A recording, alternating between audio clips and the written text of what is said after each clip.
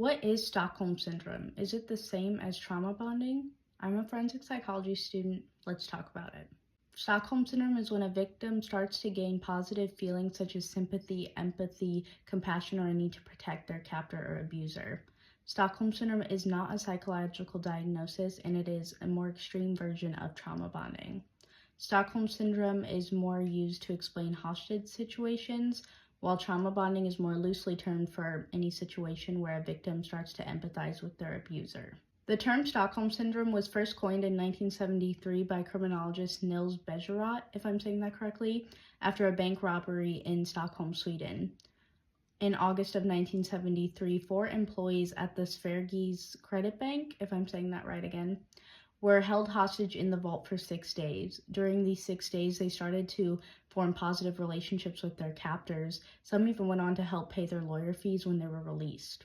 One hostage was even heard over the phone saying that she trusted her captors completely, but she feared being killed if the police came in and raided the bank.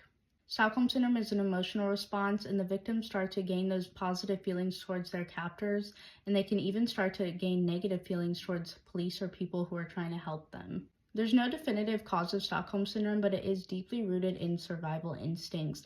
A lot of the times the victims are dependent on their captor, and if they can make their captor happy, they have a better chance of survival. A lot of the times the captor is providing them their basic needs and care, and these small acts of kindness and care can be enlarged in the victim's brains when they're going through this high stress. A lot of the times the captor or the abuser will threaten death or threaten to kill the victim, and then when they let them live and provide them with this care, it can be seen as an act of kindness in the victim's eyes. Now, what the victims are feeling is not love. It can coincide with a deep emotional attachment because they're dependent on their captor, but it is not actual feelings of love. Stockholm Syndrome is rooted in the deep power imbalance and the control that the captor has over their victims. Stockholm Syndrome is usually also more mutual than trauma bonding is. Within Stockholm Syndrome, there's usually the mutual feelings of sympathy or empathy, whereas in trauma bonding, the victim is usually the only one who feels sympathy, whereas the abuser does not feel sympathy for the victim.